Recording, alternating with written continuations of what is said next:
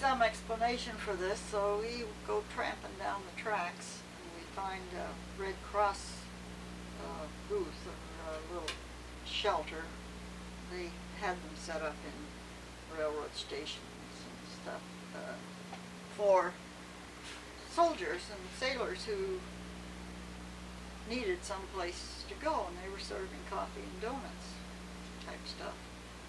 And I believe they were free, you know, the soldiers. So we had our coffee and donut, and then we saw a railroad official, a conductor, or a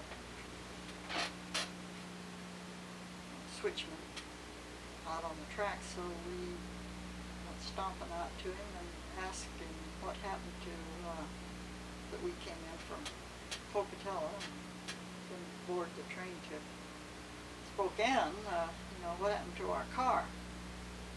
And he said, well, that's it over there. See, way over there on those tracks?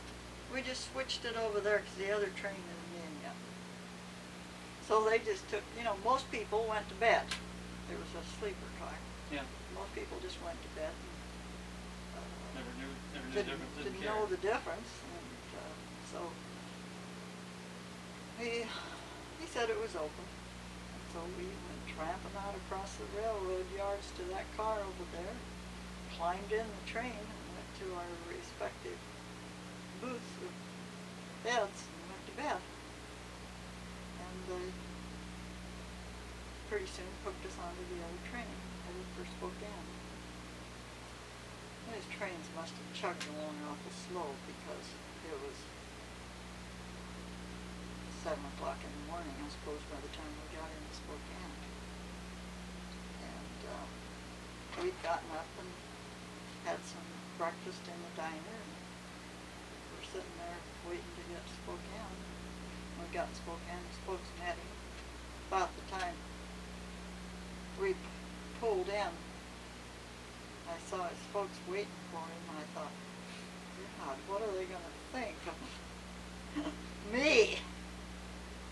I really felt chagrined, but anyway, he introduced us, and I've forgotten even how. During the time that I was gone, I had a roommate, and we'd been living, boarding in a home with a young woman whose husband had gone to the Army.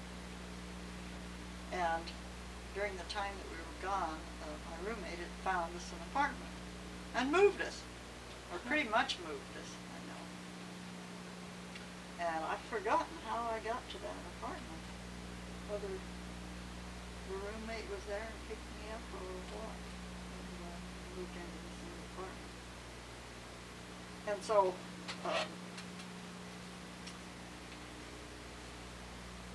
Richard knew our phone number, got our phone number, address and stuff. So almost every night, he got his dad's car and came in and picked me up, and we went and did something. He was only home for a week. That's right. Yeah. And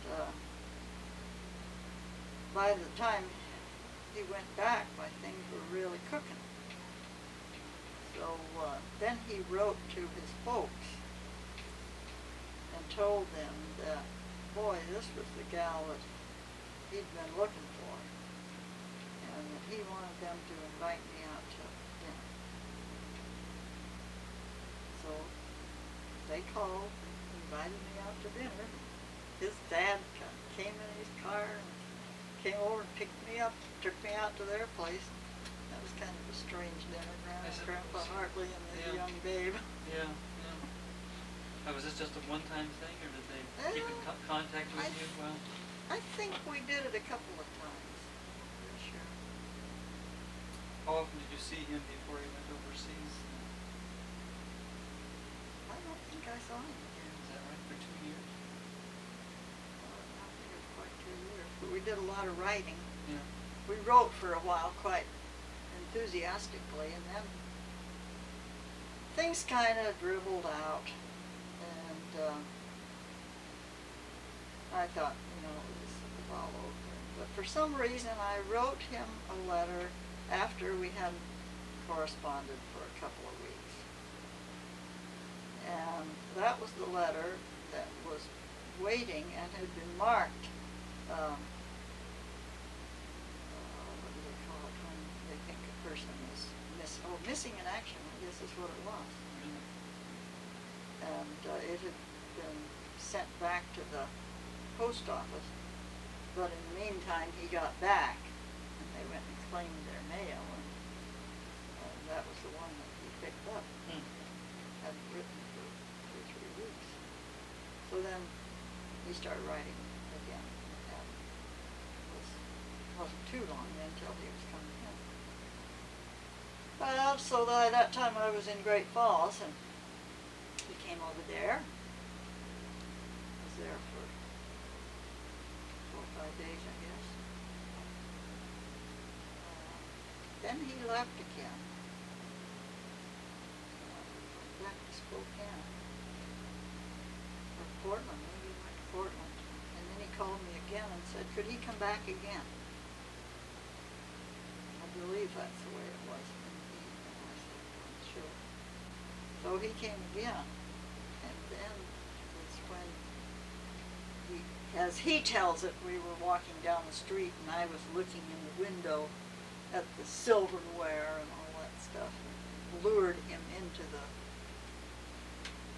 jewelry store where he began looking at diamond rings. How do you remember it? Well, I remembered as he began, and that he was doing as much luring as I was. I see. I see. I had been interested in silverware. It was kind of the thing to do for women to choose a sterling pattern that they liked. So I'd looked at innumerable times I looked at sterling patterns.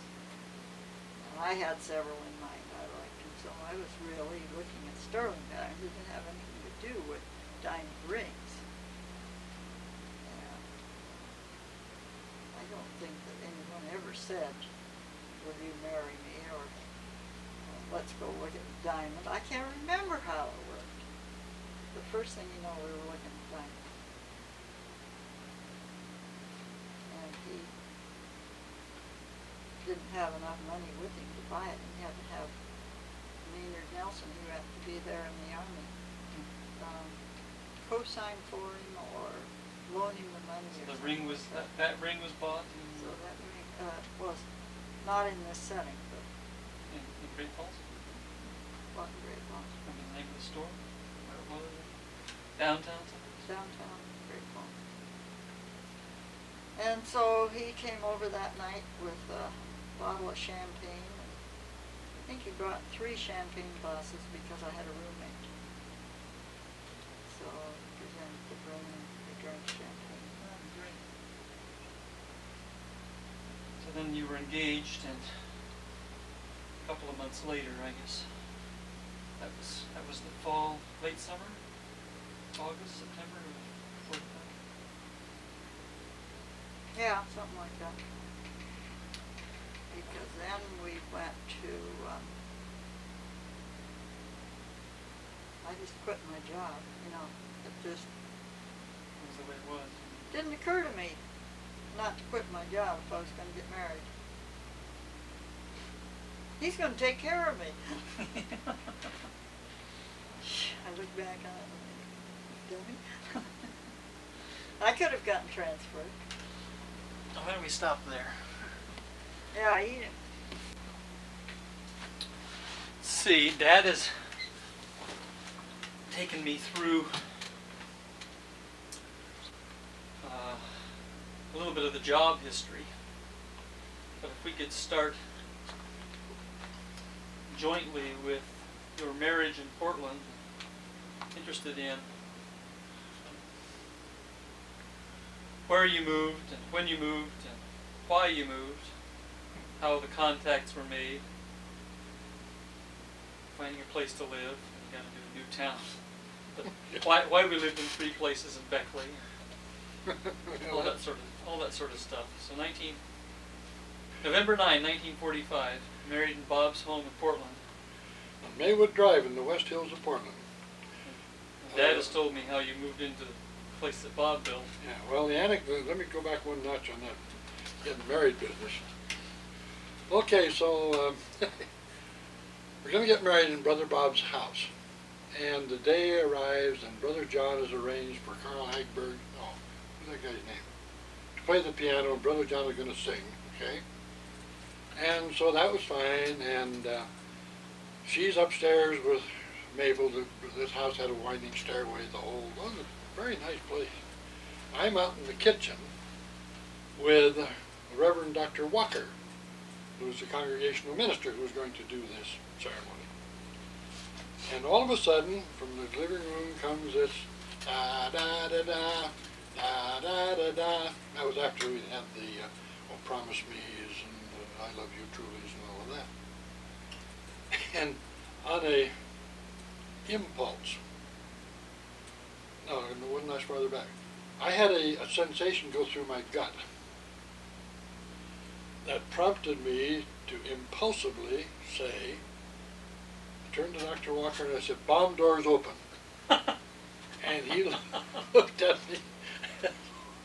I wasn't making too much sense, which I wasn't, but it was the same gut reaction I had in overseas, because once you open those bomb doors, you've started your bomb run, you're committed, no deviation, straight and level for 30 seconds. Which of course is the most dangerous part of the mission. But the point being, it's a commitment. I mean, you're committed. So when the music started, I was committed. No ifs, ands, and buts about it. It would have been a little bit embarrassing if you hadn't been committed. Yeah, I would have been. You had come out and said, "Hold everything." Abort, abort. Yeah, so anyway, so that's, that was what happened then. And I guess we had the apartment, yeah, we had the apartment prearranged. Out in Lake, in Park Rose? Park Rose. No, we didn't. We didn't? We went ahead and got married. Yeah. I always felt kind of badly about this. We had all of the family there. I don't know why we thought we had to be so secretive.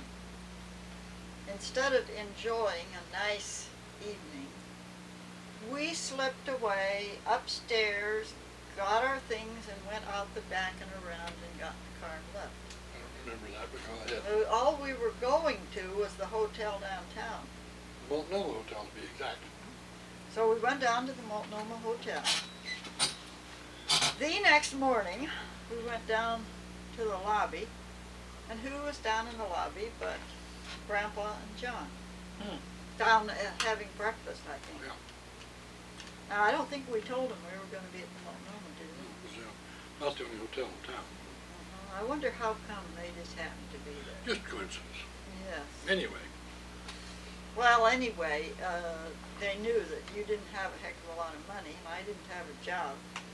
As I told Jim, I stupidly just assumed, you were going to take care of me from now on. I didn't have to have a job anymore. Anyhow, they asked if we wouldn't like to come over and stay at John's. Remember, we stayed at John's for a couple of nights. I don't remember that. I'll take your word for it. We did. Okay. While, apparently, we found this place. What did you do without any kids for the first couple of years while Dad was adjusting insurance or selling silverware, whatever he did? Oh, I scrubbed this apartment we had Daily. with a toothbrush, and I don't know really what I did. Went out and picked blackberries out in the backyard and learned how to can blackberries. And how was taking care of me after I was born? Did you have any? I guess Lucille was in town. Was Mabel still important? Mabel was there, yeah. She was able to. We were out in Lake Grove, when you were born. Yeah.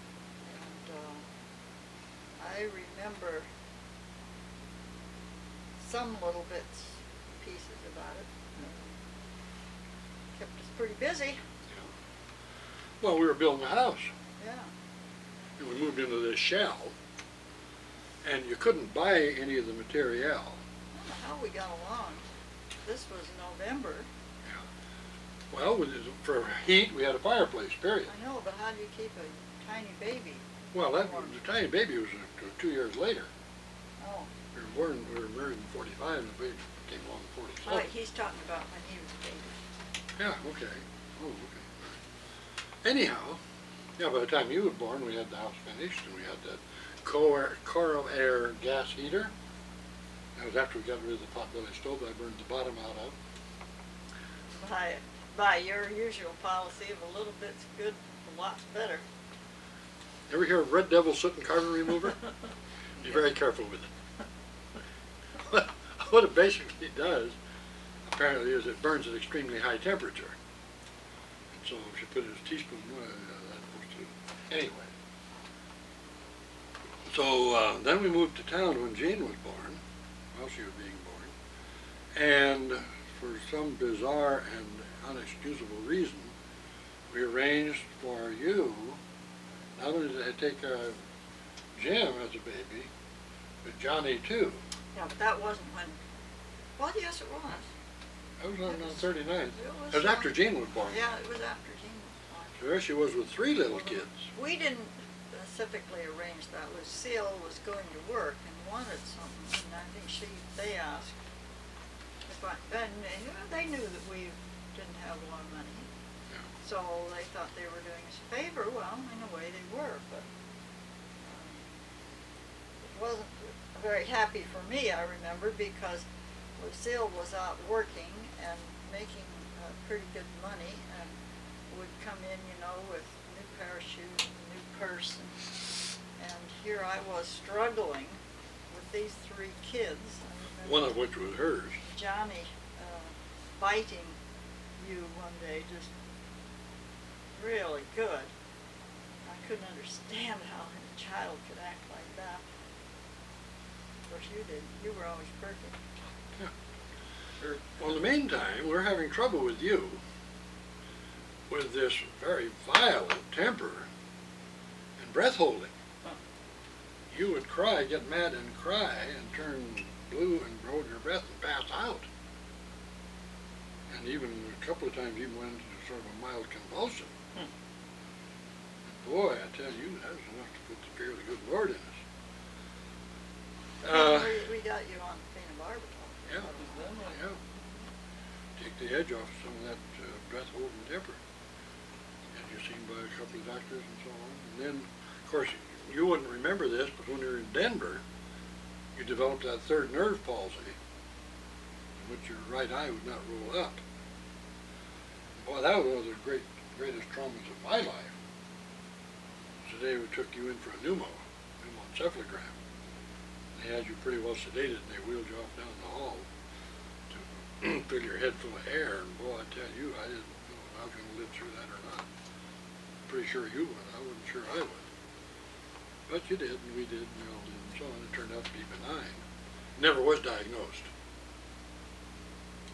But they were afraid it might have been a peniloma, a tumor pressing on the 3rd nerve.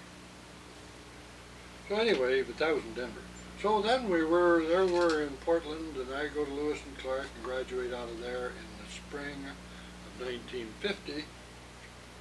In the meantime, made arrangements to enter graduate school in Denver in September of that year of 1950.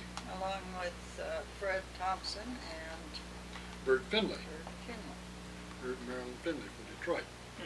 So we all 3 went. We all 3 went to Denver. Bert Finley was in the School of Social Work, and Fred and I were in Psych. And We got there first, and your father went first. I got there first, yeah. He got there first and rented this place on King Street. No, not King No. Street. What was the name of that street? In the old part of town, in an old house. We had the ground floor. Old brick house. Somebody lived upstairs? No, there was nobody upstairs. At one time, the idea was that we were going to share that house with Fred and Lila Lee. And Bert Finley talked us out. He didn't think that would be a very good notion. The relationship or the friendship wouldn't survive or whatever. So we were only there on Clayton Street, just about a block and a half from the park. And we were there for a few months is all. few months in the fall when Yeah. it was dry, you know, and all the leaves fell off the trees, and we had stacks of these big dry leaves, and you'd walk along and you'd go slosh, slosh through the leaves, you know, not slosh. Swish. Swish. It'd make the sound of dried leaves, you know. You know, here, you never have dried leaves in the fall. It was just soggy with. Soggy. Just soggy leaves. And, oh, that was nice, and you kids had more fun playing with leaves. Okay, so then we got an apartment in Bucktail Village. That was the student housing. 2 bedrooms, a kitchen, living room, 2 bedrooms, a bath, 2 closets, in an area of 400 square feet, 20 by 20. Very wisely, I think I had a choice, and very wisely I took a unit next to the inn, did not take an end unit, took a unit next to the inn. And it's $30 a month, covered our rent, heat, lights, garbage. All our necessities, $30 a month. Pretty good deal. All we had to pay was telephone. Yeah. And Fred Thompson's name came up shortly thereafter. He was eligible. And there was a unit coming up, going to be vacant as soon as they got it clean, across the street. So we got the key to it somehow and went in and smeared this hot air furnace at a space heater, so by so by so. Smeared it with Limburger cheese. Mean. So when some prospective tenants came and turned on the heat, it did just stink. They chose to not take it. So then Fred was next in line and he got it just right across the alley from us. So of course we knew what it was, got the stick so cleaned it, and so they ended up living right across the alley from us. And then, from Denver, let's go through the places we lived. Okay, well, we left Denver, got the job at Western State in '53, and moved to Stillicum City. Yes. And in the spring of 1953, summer I guess it was. And we lived there through the winter. The following spring, we bought the house on Fairway. You rented in Silicon. Rented in Stillicum City, yeah. A very strange house, but we were comfortable there. And rented the place there, and then we bought the place on Fairway. Forgotten now what we paid for it back then. 12 is my recollection. 12,000? No, it wouldn't be anywhere near that much, I don't think. Anyway, it was a brand new house, very nice little house. And of course the backyard is unfinished, and Everything was unfinished in the yard. built a horrible looking fireplace. And wall. The wall is a brick wall, Used bricks from Western State Hospital. but it turned down a ward, penny apiece, and I kept my own count. For all the labor. All the labor, yeah. And it got a grate that came off of one of the barred windows like they used to have. Used it for reinforcing steel to pour a slab to build his fireplace on. It was a horrible looking thing, but I was pretty proud of it. And so they were there then from 53 to 55. Then in the fall of 55 was when I went to the APA, American Psychological Association convention in San Francisco, where I ran into Margaret Thaler. Maggie Thaler, incidentally, was the gal who taught me psychological testing, including the Rorschach. She was the one who did the psychological testing on Patty Hearst. Whew. And she had a big write-up in our professional paper, the Monitor, big 2-page, full-page spread, and pictures of those. Great, great gal. And where did you know her from? She was a TA at Denver. I see. And so I ran into her at this convention and told her I was unhappy at Western State, et cetera, et cetera. And so then she went to another convention back east and ran into a fellow named Tom Camp, who had been a graduate student at Denver a couple of years ahead of me. And I get a phone call for a letter for something from Tom Camp saying, I heard talk to Maggie Thaler. She tells me you're unhappy there. How'd you like a job back here? So we had some correspondence, and that's how I got the job in Beckley. And by this time, I was a chief with one Indian, Bud Roberts. And he and I took the gray Studebaker out to near PLU, cold winter, bitter cold, just November, Coldest November in record, and overhauled the engine in one of these places where you go in and rent a stall, Oh, rent the tools and all I that. remember that overhaul, but I did not remember that you did it yourself. Yep, did it myself with Bud Roberts and I. What did that amount to? We did rings and valves, as I remember right. What- Say, yeah. didn't we leave out the house on 39th? Oh yeah. I mean, wasn't that in before this? Oh yeah. That was before we went to Denver. And did you tell about it? Yeah, a little bit. Yeah, a little bit. Yeah. In fact, you came home from having Jean Yeah. for 39. Yeah. What was the address of that? 63, 6404. I got a picture of it. Is that the one that had the pink door or the red door? Yeah. No, no, No. that was the one on Fairway. Okay, yeah, all right. Okay, sorry. Okay, so The house on 39th is an anecdote. We bought it on a contract, $10,000 we paid for it. We're gonna pay for it. And the guy who had built it started out to build it with a fireplace. The story was he ran out of money.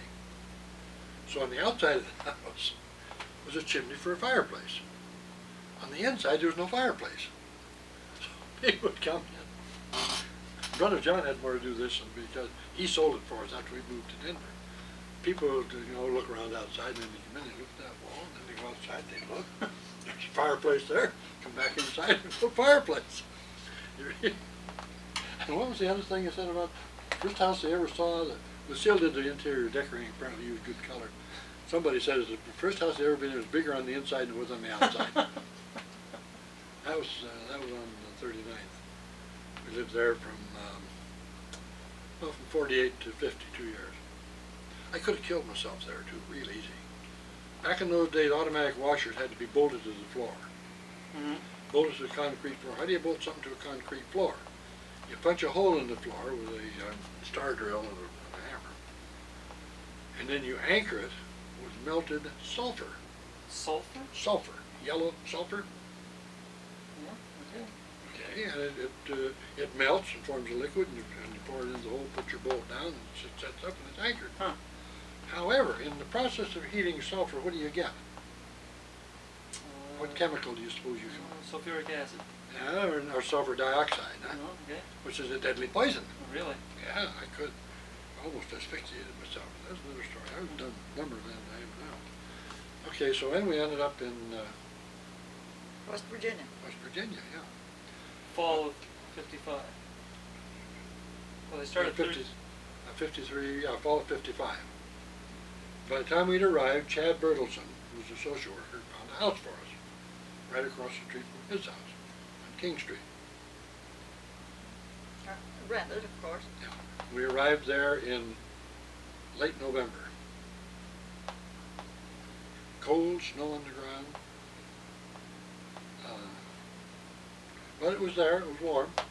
I was scared to death. Had a gas-fired space heater upstairs I was scared to death of. The place stank, but we couldn't help that much. Strange place, but Strange. It was So you good. started looking around for another house as soon as you Yeah. got in, I suppose? Yep. yeah. How did we find the place out on, I don't know how we found that. what was the name of the road? Harper. Harper Road. Harper Road. Someone, I think at work, told us about it. I'm not sure. Anyway, as soon as our opportunity came, we moved out to this big old house on Harper Road. And the landlord who owned the place, had an apartment above the garage, but they were gone most of the time. Right? A lot of the time, anyway. I don't remember them at all. I don't remember that. I don't remember much except that she wore her hair very tightly pulled back all the way, fastened in the back, and looked pretty good with it that way. That was the place. Nice people. Next door had been a machine shop, a small private freelance machine shop, so I had some of the stuff left in there, no tools. But also behind this machine shop was a cemetery. Maybe 10 or 15, maybe 20 graves, with very weathered headstones or slabs and so on. So a little, as they commonly did 100 and some years ago. So we lived there for a year. You're the keeper of the time. more or less. Yeah, about a year. Until the house came open across the street from Mahoney's But you. on Mankin Avenue. And how did you know the Mahoney? Or you didn't at that time? We knew them through Thelma Brown, who Oh. worked in Thelma Brown was our nurse, who was a good friend of Tanya Mahoney's. I see. They all went to church together. Thelma Brown was a nurse who had a excellent idea on how to raise children, didn't she? Yes, she did. Knew exactly how it was supposed to She be didn't done. have any. She didn't have any. All you have to do is Say what you mean. mean what you say. That's all there is to it. Well, she ultimately did have a child. What did they name that monster? I don't know, but he was. He was a monster. Well, turned out to be a psychopath, which anybody determined. Anyway, We found out later that he was at Fort Lewis when we were back there that time, and we were scared to death he was going to come see us because they told us, well, Mahoney's told us such stories about him. I believe then they also adopted after that. they may have.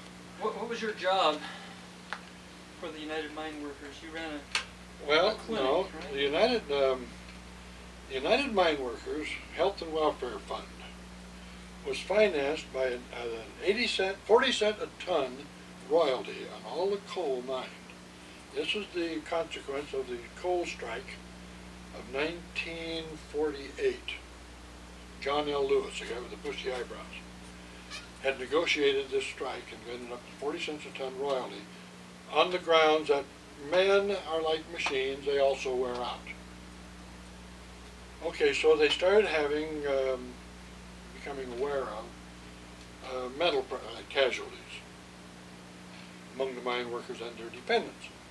And so they went to St. Albans Private Mental Hospital, St. Albans Sanitarium in Radford, Virginia, and contracted with them to handle the mental cases of the United Mine Workers and their dependents. And this went well, and so then they formed an outpatient clinic in Bluefield, West Virginia. And they staffed it with a psychiatrist, name I've forgotten, a psychologist by the name of Lou Field, and a social worker and a nurse, and the clinic staff, full staff. And that worked so well, they set up a second one in Harlan, Kentucky. And that worked so well, they set up a third one in Beckley. No, third one in Knoxville. They set up a fourth one in Beckley, and we were at the fourth one. It was subsidized by the United Mine Workers. In other words, they were private. So St. Albans had the contract, though. Yeah, St. Albans had the contract, and we would bill the mine workers. We also had private patients, of course. Oh, I see. Okay, I didn't know that. Yeah, we had private patients. We take anybody who wandered in off the street. Private patient paid, and if it was a mine worker, by the United Mine They showed their Workers. card. Yeah, they show their card, and the United Mine Workers would pay. So it was subsidized in effect. In the meantime, they also then built a hospital, a nice big hospital there in Beckley, and commissioned me to set up the EEG lab for them, and train the technician, and read the EEGs for them. I see. So that was the last time I did that. Anyway, so that was the situation as far as the United Mine Workers. But this psychiatrist I was working under,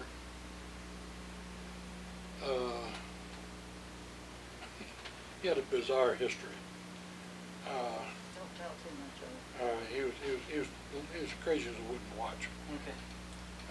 But he was, let's word it this way, he was a military psychiatrist, had been for 30 years, 20 years before he ever had day one of training in psychiatry. And had been an expert witness at Nuremberg without ever having a training in psychiatry. Long story. Anyway, he and I didn't get along. He tried to get me fired once. He apparently called Radford and told him all sorts of stories about what I was and wasn't doing.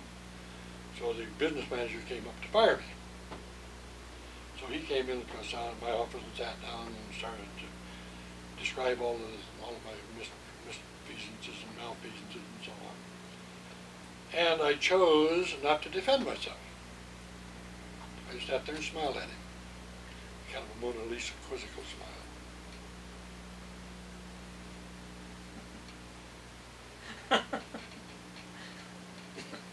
You have quite a repertoire of those. And he finally ran down, left, and that was the end of that. I'm sure if I'd tried to defend myself and tell him that Bill Wilkinson's a horse's ass, he doesn't know anything about psychiatry, et cetera, well, you can't be, but, you know, you can't throw a feather, right? Right. And so I played the role of a feather. No matter how hard he tried, nothing happened. So, but in the meantime, we got fed up with that situation, making good money. Yeah. A good salary plus a profit sharing, and doing real well. We got fed up with that. And the day, I will tell the story. The day I decided I wanted to leave was the day Barbara came out of kindergarten. Turned to her little friend who was going up the street the other way, turned around to him and says, "Bah!" She said, "No kid of mine is going to talk that Near way." the end of our stay there, I went to work in the office as a part-time secretary. And Barb was going to kindergarten. Well, it was a problem as to what to do with her when she got out of kindergarten. And for a while, we had her stay with the woman that ran the kindergarten, who was a church wife of the minister. Everybody did. And we also tried having her stay with those neighbors down the street, I think. Anyway, she didn't like that at all. She just rebelled. And so, we decided, talked to people at the clinic, would it be all right if we had her come up there to the clinic for, it was only like an hour or something each day. And we had a playroom. Yeah. And so, fine. So we just had a taxi go pick her up after her kindergarten and bring her down each day. And there was another little boy that I think went in the taxi too. So anyway, after a while, for some reason he was communicating with the main office about something and told them what we were doing. And they said, well, send us the bill, we'll pay for that. So they paid for They the were very, taxi very generous. to bring her up there every day. Things might have worked out very differently if it hadn't been for Bill Wilkinson. Well, he was, I think he was jealous of psychologists that could really work with patients or knew something about what they were doing. Mm-hmm. And Insecure, I suppose. and he, what I think he did was just not give you any clients. And when you're sitting doing nothing all day, you know, he thought that he could cure them all, and Yeah, he very- didn't, and he just wouldn't give them any clients. What he told me that one time was that in doing his intake interviews, he always queried his patients until he could find some symptom of depression, because he could cure depression. Well, that's what he told me. He also described himself as being a successful psychopath, which he also was. Well, anyway, it got kind of intolerable, Yeah. and then he began to communicate with Tacoma and Harold Johnston. How did you know Arranged. Harold? Well, Harold had Western been the State. president out at Western State when I was there. And so we ended up then moving back with assurances from Harold that he would help me kind of build a clientele, which of course he didn't. but anyway, had the office for her. Yeah. He did have an office. But that was fall of 57. '57, Mhm. and we stayed out at a motel on South Tacoma Way.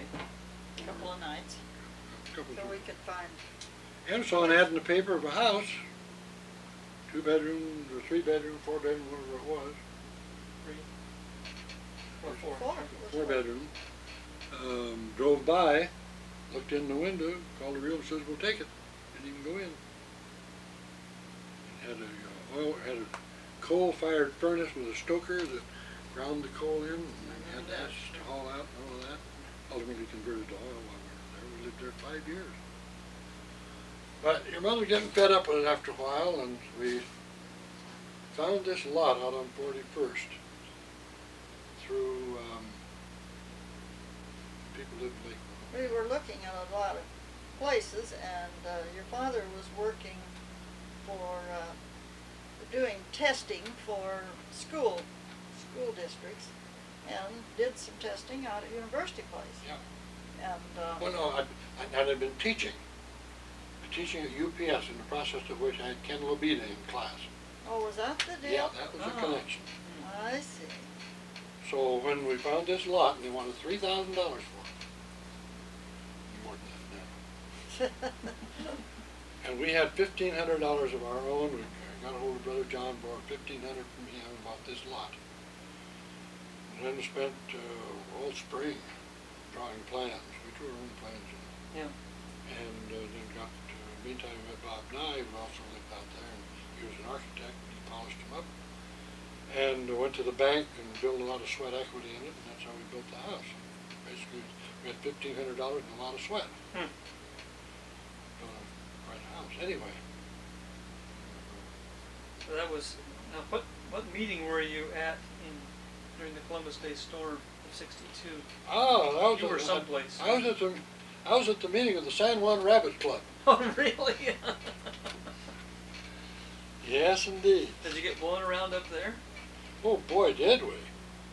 I mean, we knew our story, but I didn't tell it. Well, it was at least as bad up there as it was down here. We were out netting rabbits in that. And every drop of rain felt like a knife, in your face. Terrible. Crazy. Absolutely crazy. We netted rabbits all night long. Blowing down trees. I wouldn't have been. I'd have been in. Well, Where we were had you to staying? get food for our families. What were you staying in? Dave's bus. Oh, yeah. Lucky that bus didn't blow over. Yeah, they Had a nice place in the bus to sleep. I don't know why you bothered with the rabbits. Anyway, they came home the next day, and by the time they got home, we'd moved to the house in 41st. We didn't have electricity for 5 days, is my recollection. Well, I know we moved the refrigerator. No, we had some electricity. Refrigerator. You mean on the 41st place? No. Oh, and the other Yeah. place. Short Lane. Yeah, Yeah, right. Well, I was out there. it was the electricity was out, the telephones out, everything was out. We just got our sleeping bags and gathered up enough stuff to move with and And you moved very out wisely there. got the kids down in the basement. Oh, yeah, Well, right. Yeah. We were all huddled in the little sewing room down That's there in right, the I basement. remember that.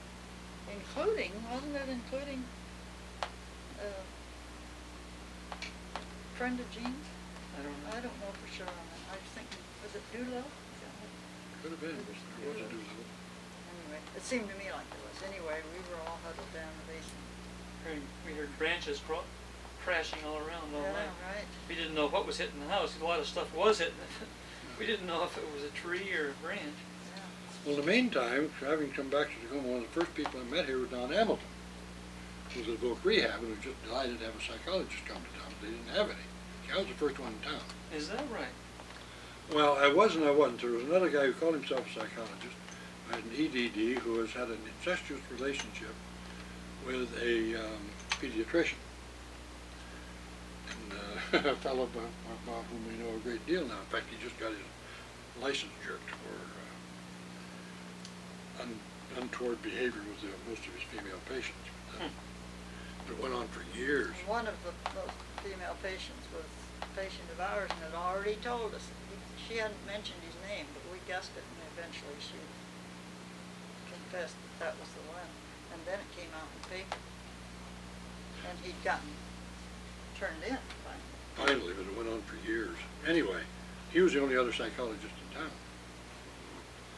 If I had wanted to and been built differently, I could have really had the town by its tail, but I wasn't aggressive enough, not competitive enough. Anyway, so we built the house out on 41st, and then to Don Hamilton we made contact with Earl Thorson, Oh, yes. the contractor, the carpenter. What was Don's relationship? How did Don know? I don't know how Don knew Earl Thorson, but he did. Earl lived out in Puyallup, is my recollection. Yeah. I know that Oral came and helped him pour the foundation for that little wing he put on his house, that back thing. He'd known him a long time before then, but I don't know how. Didn't know either. That's how we got a hold of Oral Thorson. We paid him $5 an hour, plus $5 an hour for his helper, whose name I have now forgotten. And out of the $5 for his helper, Oral paid the guy's unemployment and workman's comp and so on, Social Security. And he built us a humongous house, I'll tell you. So that's where we were then. Then, of course, in 1968, in the meantime, we had leased this new building up at 15K to be built for us by Charlie Larson. And that was another idiotic thing we did because we didn't know any better. We went to Charlie Larson as the angel to put up the down payment signature power to build that building, which we could have done ourselves. We should just been the least bit aggressive, go to the bank, say, look, here, you got 5 doctors, want to build a building. Lend us some money. They would have been delighted. But, so it ended up, we paid for the building for Charlie Larson, and he wanted to sell it to us for $10,500. We said thanks, but no thanks, because they wanted to move to Allenmore. When they wanted to move to Allenmore, I, meantime, had gone full-time at UPS. So, then we were looking for a place where we'd have the office and the residence. And during the fall when you were in Korea, when that all transpired, you know that story. Yeah. The swap, the great swap. Yeah. So, that worked out real well. Now, how many years did we live in University Place? 7 years, 1962 to 1969. And how many years have we lived here? 1969 to 1988, that's 19 years. Hard to believe. This I is wish the I had- longest we've ever lived in one house. Oh, yeah. Far That's away. I just wish I had my shop. Can't have everything. I wish I had my sewing room too. So that gets us up to date, I guess. Thank you, Mom and Dad. You're welcome. Whoever watches this, sorry it's so boring. Well, what I'm hoping that when we get this through, that we can condense it all onto one tape at a higher, lower speed or higher, whatever. Now I'd like to dub off a copy, Sure. which is very possible.